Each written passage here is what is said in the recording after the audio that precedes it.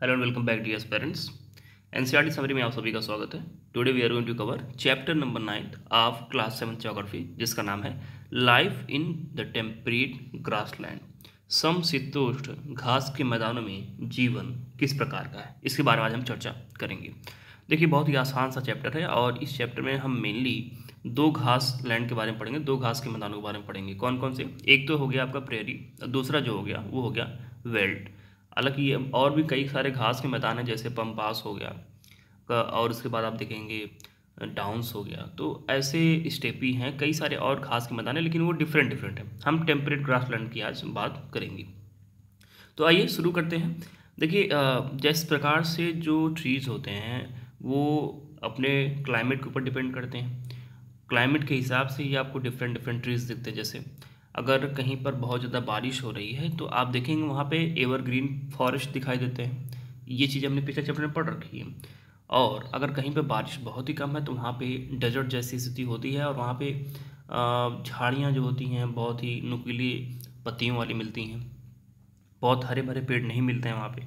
तो कुछ इस प्रकार की चीज़ें होती हैं। कहीं पर अगर बारिश भी ठीक ठाक होती है प्लस फिर गर्मी भी काफ़ी ठीक ठाक पड़ती है, तो ऐसी जगहों पे आपको डेसिडुअस टाइप के फॉरेस्ट यानी कि पर्णपाती वन मिलते हैं।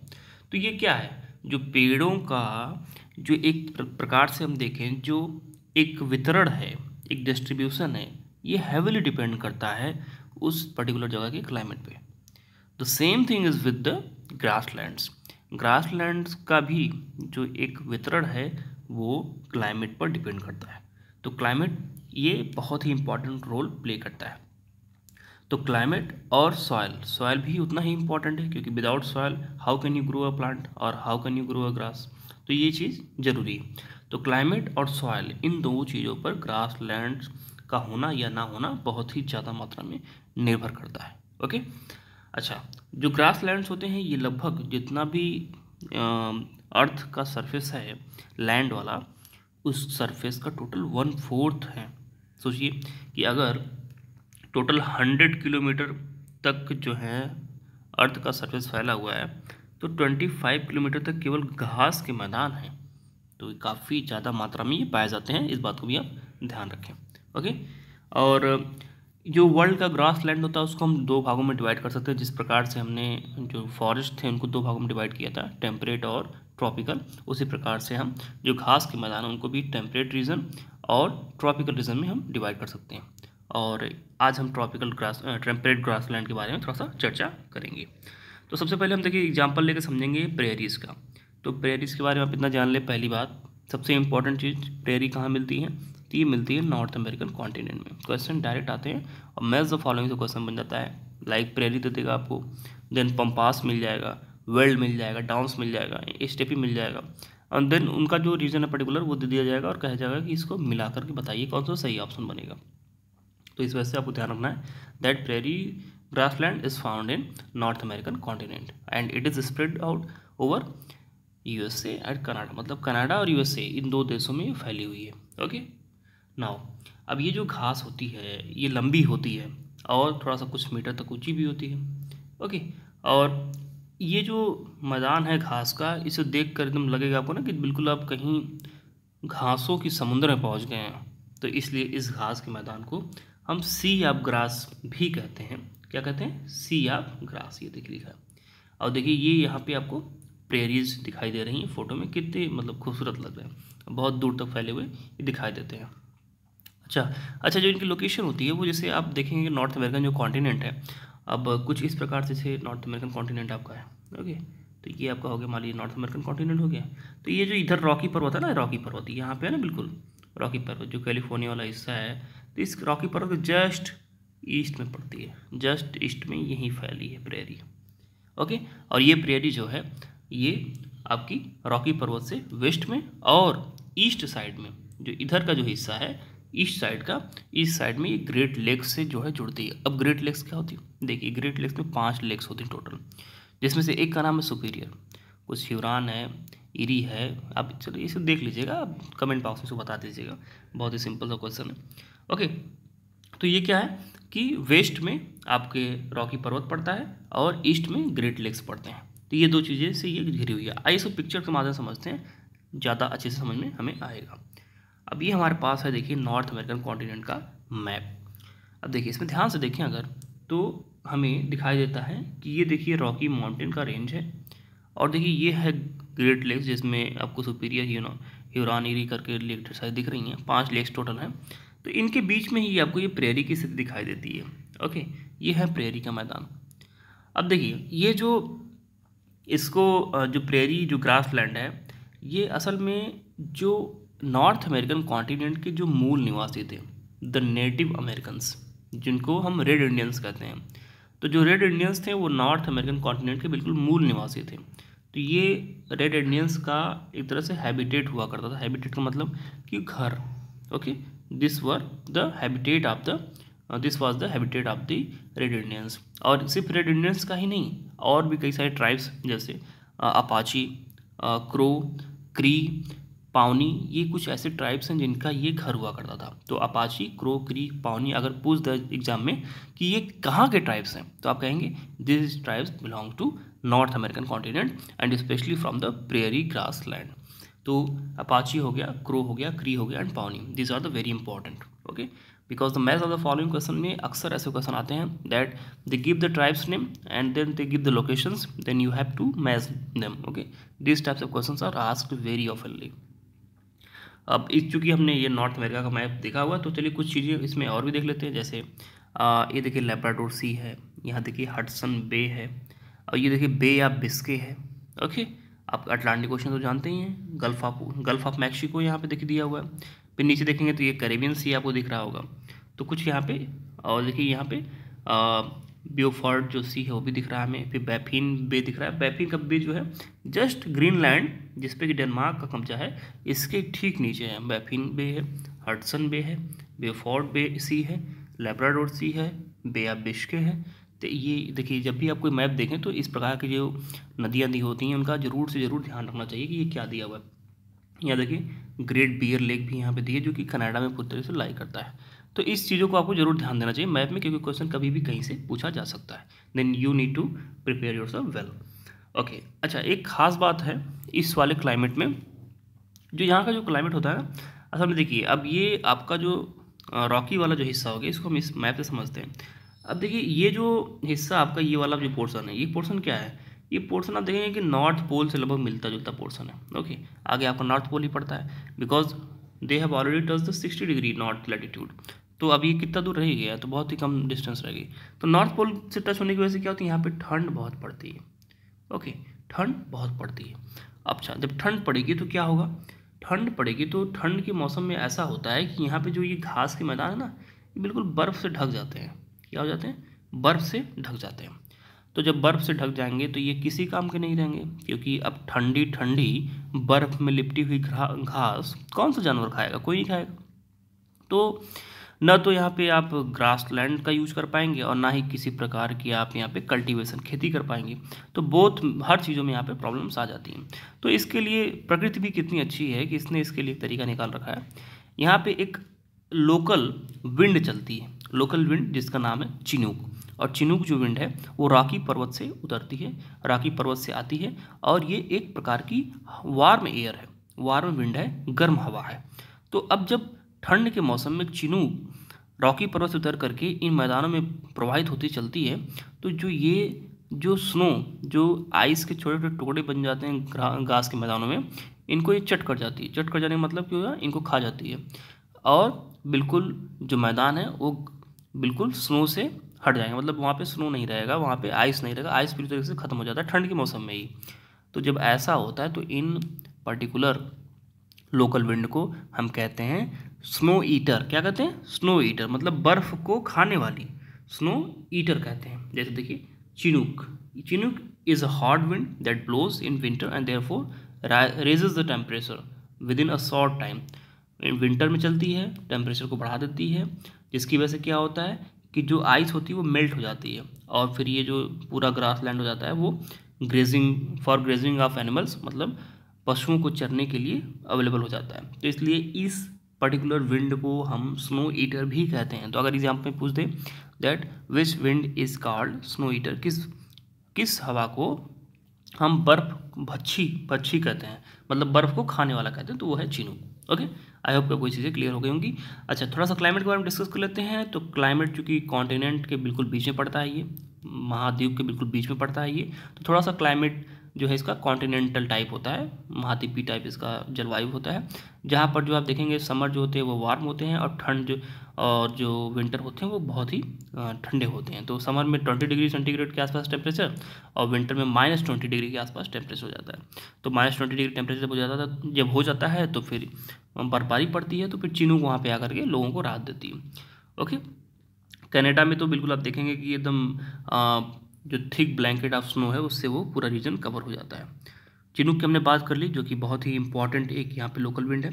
कुछ फ्लोरा और फौना की बात कर लेते हैं। तो बहुत से देखिए ज़्यादातर इसका जो मैदान है वो बहुत ही ट्री से बहुत ही लेस है, मतलब ट्री यहाँ पे नहीं मिलते हैं, ट्री बहुत ही कम मिलते हैं। ओके, और सबसे बड़ी जो बात इसी बारे में ये है कि कुछ ट्री जैसे जैसे जो विलोज हो गए हैं, अल्डर्स हो गए, पोपलार्स हो गए, ये कुछ ट्रीज हैं जो यहाँ पे मिलते हैं। देखिए यहाँ पे विलोज हो गए, अल्डर्स हो गए, पॉपुलार्स हो गए, और ये लगभग 50 सेंटीमीटर के आसपास जो रेनफॉल मतलब रिसीव करते हैं, वहाँ पे थोड़ा बहुत फार्मिंग भी कर लेते हैं और खेती वगैरह कर लेते हैं, क्योंकि थोड़ी सी जो मिट्टी है, जो सॉइल है, वो फर्टाइल हो जाती है, तो खेती वगैरह भी बहुत माइन्यूट रहती है।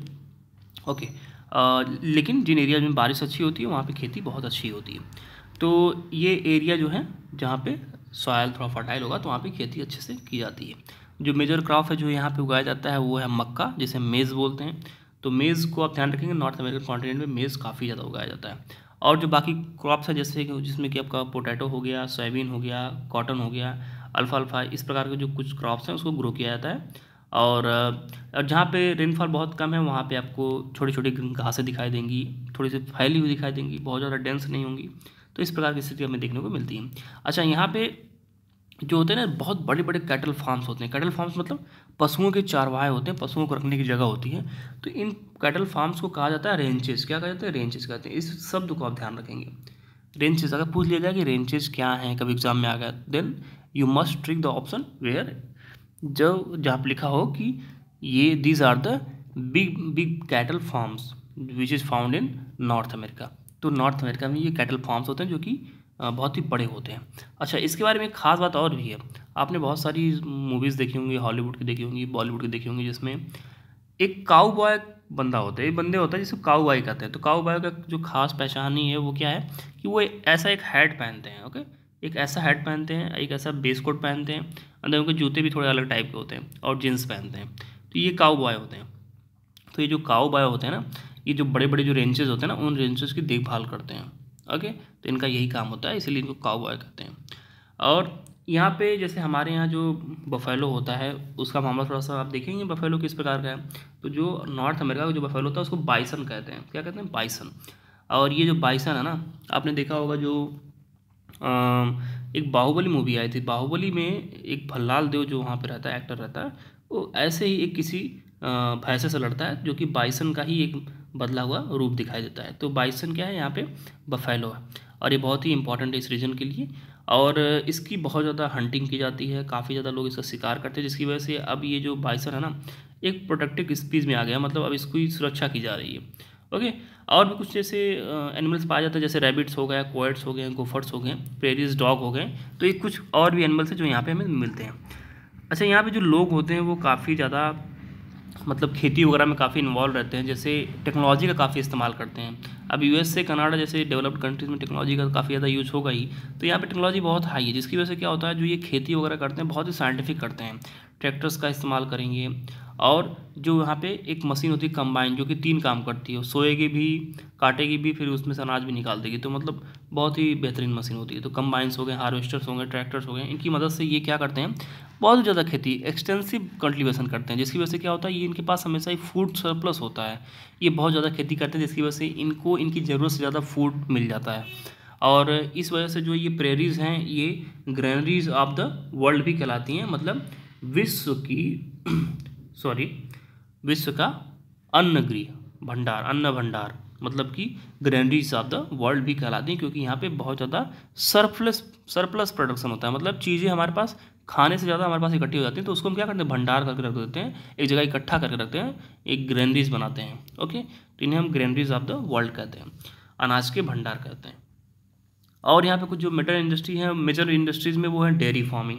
डेयरी फार्मिंग काफ़ी ज़्यादा यहाँ पे डेवलप्ड है और बहुत ज़्यादा यहाँ पे इसका इस्तेमाल किया जाता है। और एग्रीकल्चर और डेयरी फार्मिंग दोनों साथ साथ जो फूड प्रोसेसिंग इंडस्ट्री है उसको बहुत ही ग्रो करते हैं। तो फूड प्रोसेसिंग में आप जानते हैं डेयरी प्रोडक्ट्स बहुत सारे प्रोसेस किए जाते हैं। जैसे आप देखेंगे कि दूध प्रोसेस किया जाता है, देन आपका कुछ एक्स्ट्रा टाइप का जैसे दही हो गया, कर्ड हो गया, उसको प्रोसेस करके आपको पैकेट फॉर्म में दिया जाता है। देन मक्खन हो गया। तो डेयरी से बने हुए कई सारे प्रोडक्ट ऐसे होते हैं जिनको कि मार्केट में प्रोसेस करके लाया जाता है। तो ये डेयरी और एग्रीकल्चर का फूड प्रोसेसिंग काफ़ी ज़्यादा यहाँ पर होता है, जो कि बहुत अच्छा मार्केट है और इंडिया को भी इस चीज़ पे बहुत ही ध्यान देना चाहिए, बिकॉज ये जो फील्ड है ना इसमें बहुत ज़्यादा स्कोप है और इंडिया अभी बहुत ही कम कर रहा है इसमें।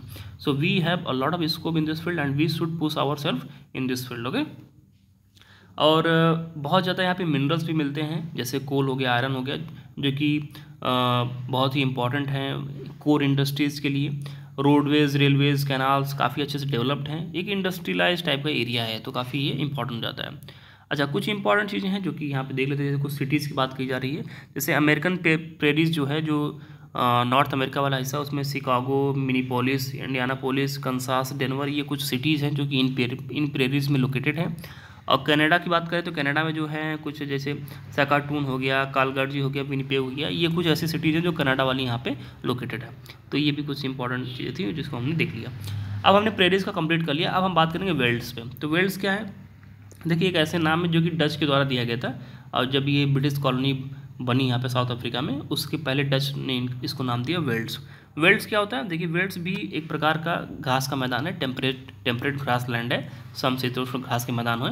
और ये भी मतलब मिलते हैं आपके साउथ। पहले आप मैप देखिए, मैप से आपको ज़्यादा अच्छे से देखिए अंदाज़ा लगेगा। अब जैसे ये मैप हमारे सामने दिख रहा है, तो यहाँ पे ये जो साउथ अफ्रीका का जो पार्ट है, इसमें आप देख पा रहे होंगे कि ये कुछ हिस्से में देखिए यहाँ पे वेल्ड्स फैला हुआ है। और यहाँ पे ड्रंकेन्सबर्ग पर्वत जो है ये इसके ईस्ट में पड़ेगा। एंड देन आपका किम्बरले यहाँ पे एक प्रकार की माइनिंग है, एक खान है यहाँ पे। देन आपका देखिए कालाहारी, यहाँ पे आपको डिजर्ट भी पड़ता है, तो इसके वेस्ट में पड़ता है। तो इस चीज़ों को हम यहाँ पे देख लेते हैं। ओके, तो वेल्ड जो है काफ़ी ज़्यादा ये इम्पॉर्टेंट है, और ये साउथ अफ्रीका में, अफ्रीकन कॉन्टिनेंट में जो साउथ अफ्रीका जो देश है उसमें मिलता है। ओके, साउथ अफ्रीका में फैला है मैक्सिमम। और ये देखिए आप कालाहारी जो ड्रंकेन्सबर्ग पर्वत है ये इसके ईस्ट में है, कालाहारी डेजर्ट इसके वेस्ट में पड़ता है। और ये जो है नॉर्थ ईस्टर्न पार्ट में काफ़ी ज़्यादा ऊंचे वेल्ड्स, आपको हाई वेल्ड्स दिखाई देंगे। ओके, और कई और सारी कंट्रीज हैं जिनमें ये वेल्ड्स मिलता है, तो इसको आप मैप में आप लोकेट कर लेंगे। सिर्फ और सिर्फ साउथ अफ्रीका में ही नहीं मिलता है, और भी वहाँ के आसपास के देशों में ये फैला हुआ है। अच्छा, ये जो यहाँ पे क्लाइमेट है, चूँकि ये देखिए बिल्कुल समुद्र के पास में है, तो क्लाइमेट काफ़ी ज़्यादा ये मतलब बहुत ज़्यादा डिफरेंस नहीं आता क्लाइमेट में, ठीक ठाक क्लाइमेट रहता है, बहुत ही माइल्ड क्लाइमेट डिफरेंस होता है यहाँ पे। और विंटर जो होते हैं वो कोल्ड और ड्राई होते हैं। टेम्परेचर इनका विंटर में जो है 5 डिग्री से 10 डिग्री सेंटीग्रेड हो जाता है। जुलाई सबसे ठंडा महीना होता है। अब आप सोचेंगे जुलाई तो हमारे यहाँ बहुत गर्म रहता है, तो यहाँ पे ठंडा क्यों रहता है? क्योंकि देखिए जब जुलाई का मौसम हमारे यहाँ रहता है, तब उस समय जो सूर्य होता है, वो सूर्य जो है वो कहीं ना कहीं आपके नॉर्थ लैटिट्यूड में होता है और ट्रॉपिक ऑफ कैंसर के आसपास में ही रहता है। ओके, लेकिन जैसे ही आप जाएंगे साउथ में, तो उस समय चूँकि सूर्य तो बहुत दूर रहता है उस पर्टिकुलर लैटिट्यूड से, तो उस समय वहाँ पे जो है ज़्यादा इंसुलेशन मिलेगा नहीं, ज़्यादा सूर्य तप की मात्रा मिलेगी नहीं, तो वहाँ पे ठंड रहेगा। तो इस वजह से जुलाई यहाँ पे क्या होती है, ठंड का मौसम होता है और कोल्डेस्ट रहता है जुलाई का महीना यहाँ पे। और जो यहाँ पे समर होता है बहुत ही छोटे टाइम के लिए होता है और बहुत ही गर्म होता है। और इसके साथ ही साथ जो जोहानिसबर्ग है उसमें लगभग 20 डिग्री सेंटीग्रेड के आसपास समर में टेम्परेचर नोट किया गया है। वेल्स जो हैं वो जो रेनफॉल इनको मिलता है वो समर के महीने में मिलता है, जो कि नवंबर से फरवरी के बीच में चलता है। यानी कि हमारे यहाँ जो नॉर्थ हेमिस्फेयर है उसमें समर का टाइम होता है आपका अप्रैल से जून के आसपास चलता है। तो अब इसमें देखिए आपकी हमारे पास यहाँ पे गर्मी पड़ती है, लेकिन वहाँ पे उल्टा होता है। वहाँ पे क्या होगा, नवंबर से फरवरी के बीच में समर का टाइम रहेगा, गर्मी का मौसम रहेगा। और ये जो मेनली जो गर्म होते हैं वो because of the warm oceanic current, जो कि गर्म समुद्री जो तरंगे चलती हैं, ओशियन वेव्स होती हैं, उनकी वजह से ज़्यादातर ये गर्म रहते हैं। ओके, तो ये कुछ चीज़ें यहाँ पे हैं। विंटर जो है ये जून से लेके अगस्त तक चलता है, उसके बाद जो है यहाँ पे सूखा पड़ता है। ओके, फ्लोरा और फौना की बात करें तो किस प्रकार के यहाँ पे पेड़ पौधे और जानवर मिलते हैं। तो देखिए सबसे पहली बात तो ये है कि जो ग्रास लैंड है वो बहुत ही इस पार्ट्स है, मतलब कि बहुत ही आपको एकदम डेंस नहीं दिखेंगे, थोड़ा दूर दूर दिखेंगे। कुछ यहाँ पे हैं, फिर बीच में मैदान खाली है, फिर यहाँ पे हैं कुछ, फिर खदा खाली है, फिर यहाँ पे, तो ऐसे थोड़ा दिखते हैं। ओके, और कुछ रेड ग्रास जो होते हैं वो भी ये बुश बेल्ट्स में ग्रो करते हैं। और इनके बारे में देखिए, ये खास बात ये है कि यहाँ पे जो ये डिफरेंट लोकेशंस पे इस प्रकार से ग्रासलैंड जो फैले होते हैं, जिसकी वजह से जो बीच का जो हिस्सा जो खाली रहता है ना, यहाँ पे मिनरल्स बहुत मिलते हैं, बहुत सारे खनिज पदार्थ मिलते हैं, जिसकी वजह से आप देखेंगे यहाँ मिनरल इंडस्ट्रीज काफ़ी ज़्यादा पॉपुलर है। ओके, और यहाँ पे वर्ल्ड के कई सारे पॉपुलर मिनरल्स भी मिलते हैं, जिसको हम आगे भी पढ़ेंगे। अच्छा, कौन कौन से यहाँ पे एनिमल्स मिलते हैं, तो इसमें देखिए प्राइमरली जो लायंस हो गए, लियोपार्ड्स हो गए, चीता हो गए, कुदू हो गए, ये कुछ प्रकार के एनिमल्स हैं जो कि इन ग्रासलैंड्स में हमें दिखाई देते हैं। कौन कौन से? लायंस, लियोपार्ड्स, चीता और कुदू। पीपल की बात करें तो लोग यहाँ पर जो है कैटल फार्मिंग और कैटल रियरिंग और माइनिंग में काफ़ी ज़्यादा इंगेज होते हैं, मतलब कि लोग पशुओं का पालन ज़्यादा करते हैं, माइनिंग में बहुत ज़्यादा काम करते हैं, क्योंकि यहाँ पे जो सॉइल है बहुत ज़्यादा फर्टाइल नहीं, तो यहाँ पे जो एग्रीकल्चर थोड़ा कम ही होता है, लेकिन फिर भी ये लोग मेज़, वीट, बार्ले, ओट्स, पोटैटो इन सब को ग्रो कर लेते हैं। और कुछ कैश क्रॉप जैसे टोबैको हो गया, शुगर केन हो गया, कॉटन हो गया, इनका भी ये ग्रोथ कर लेते हैं, तो ठीक ठाक कर लेते हैं, लेकिन बहुत ज़्यादा इंटेंसिव यहाँ पे एग्रीकल्चरल फार्मिंग नहीं होती है। ओके, तो इस चीज़ को हमने देख लिया। यहाँ पे एक प्रकार की देखिए एक शीप पाई जाती है। शीप कौन सी है? भेड़ जिसे कहते हैं। ये बहुत ही इंपॉर्टेंट है लोगों के लिए, क्योंकि यहाँ पे इनसे जो है हमें ऊन मिलता है। और यहाँ पे एक खास स्पेसीज है जिसका नाम है मेरिनो शीप, जो कि बहुत ही पॉपुलर है, क्योंकि इसका जो वूल होता है बहुत ही गर्म रखता है। तो एग्जाम में क्वेश्चन पूछा जाता है कि ये इस प्रकार की स्पेसीज वाली शीप कहाँ मिलती है, तो आपको बताना है कि जो मेरिनो शीप होती है ये मिलती है वेल्स में, यानी कि साउथ अफ्रीका में मिलती है, जो कि अफ्रीकन कॉन्टिनेंट का एक देश है। ओके, ये बहुत ही इंपॉर्टेंट चीज़ है। डेयरी फार्मिंग फिर ये एक इम्पॉर्टेंट ऑक्यूपेशन हो जाता है यहाँ पर। और कैटल्स जो है कैटल्स यहाँ पे उनका पालन पोषण किया जाता है, ताकि वो जो है डेयरी प्रोडक्ट्स जो हैं उनको दे सकें, और फिर यहाँ पे बटर, चीज़, इस प्रकार के जो डेयरी प्रोडक्ट होते हैं उनका यहाँ पे उत्पादन किया जाता है। ओके, तो इस चीज़ को भी हमने देख लिया। अच्छा, ये देखिए आप, एक प्रकार का जो माइन है ना, उसका एक यहाँ पे फोटो दिख रहा है, तो ये असल में डायमंड माइनिंग है, जो कि किम्बरले में मिलती है आपको। आप देखिए यहाँ पे इस प्रकार को, ये देखिए डायमंड की माइनिंग होती है यहाँ पे, मतलब डायमंड की आपकी माइनिंग यहाँ पे होती है, बहुत ही ये फेमस है इसके लिए। ओके, तो जो वेल्ड्स हैं, जो वेल्ड वाला क्षेत्र है पूरा, ये रिजर्व्स ऑफ द मिनरल्स के लिए बहुत फेमस है। काफ़ी ज़्यादा यहाँ पे खनिज पदार्थ मिलते हैं। आयरन इंडस्ट्री, स्टील इंडस्ट्री काफ़ी अच्छे से यहाँ पे डेवलप की है, और कोल, आयरन यहाँ पे काफ़ी मात्रा में प्रेजेंट है। गोल्ड और डायमंड यहाँ पे काफ़ी ज़्यादा माइनिंग होती है, और ये बहुत ही बड़ा एक ऑक्यूपेशन के रूप में यहाँ पे लोगों के बीच में फैला हुआ है, मतलब लोगों को माइनिंग में काफ़ी ज़्यादा काम मिलते हैं। जोहानिसबर्ग जो है उसे तो हम gold capital of the world भी कहते हैं, क्योंकि यहाँ पे गोल्ड काफ़ी मिलता है। किम्बरले जो है वो डायमंड माइनिंग के लिए फेमस है, तो इस क्वेश्चन को भी ध्यान रखेंगे। किम्बरले में क्या ज़्यादा मिलता है, तो गोल्ड मिलता है, डायमंड मिलता है, और जोहानिसबर्ग में ज़्यादा मिलता है gold. Mining of diamond and gold in South Africa led to the establishment of the trade ties with the Britain, and gradually South Africa became a British colony. अब जब माइनिंग इतना अच्छे से होगी, यहाँ पे इतने इंपॉर्टेंट और वैल्यूएबल मिनरल्स मिलेंगे जैसे गोल्ड और डायमंड हो गए, तो जाहिर सी बात है जो कॉलोनियल पावर होंगे उनके अंदर लालच भर जाएगा, तो फिर वो आएंगे यहाँ पे और इससे कॉलोनी बना लेंगी। तो फिर यही हुआ कि वहाँ पर से वो यहाँ पे आए और यहाँ पे कॉलोनी अपनी बना ली। ओके, कई सारे यहाँ पे एरियाज़ हैं जहाँ पे ट्रांसपोर्ट सर्विस काफ़ी अच्छे से डेवलप की गई है, क्योंकि यहाँ पे हर चीज़ जो है माइनिंग इत्यादि को ट्रांसपोर्ट करने की आवश्यकता है, प्लस बहुत सारी बड़ी बड़ी इंडस्ट्रीज़ भी हैं, तो इस वजह से भी यहाँ पे ट्रांसपोर्ट का सिस्टम काफ़ी अच्छा है। तो ये सब चीज़ें मिला करके यहाँ पे हमने दो चीज़ों को देखा, एक प्रेरी को देखा और एक वेल्ड को देखा। तो ये दोनों ही टेम्परेट प्रकार के ग्रासलैंड है, जिसको हमने अच्छे तरीके से कवर कर लिया, बिल्कुल एक्सटेंसिवली। इनके क्लाइमेट को, यहाँ पे फ्लोरा फाउना कैसे हैं, पीपल कैसे हैं, यहाँ पे किस प्रकार का ऑक्यूपेशन लोगों का है, सबको हमने अच्छे से देखा। तो डियर फ्रेंड, ये रहा आज की वीडियो। आई होप कि आपको वीडियो पसंद आएगा। इसके बाद मिलते हैं अपने अगले वीडियो में, तब तक के लिए नमस्कार।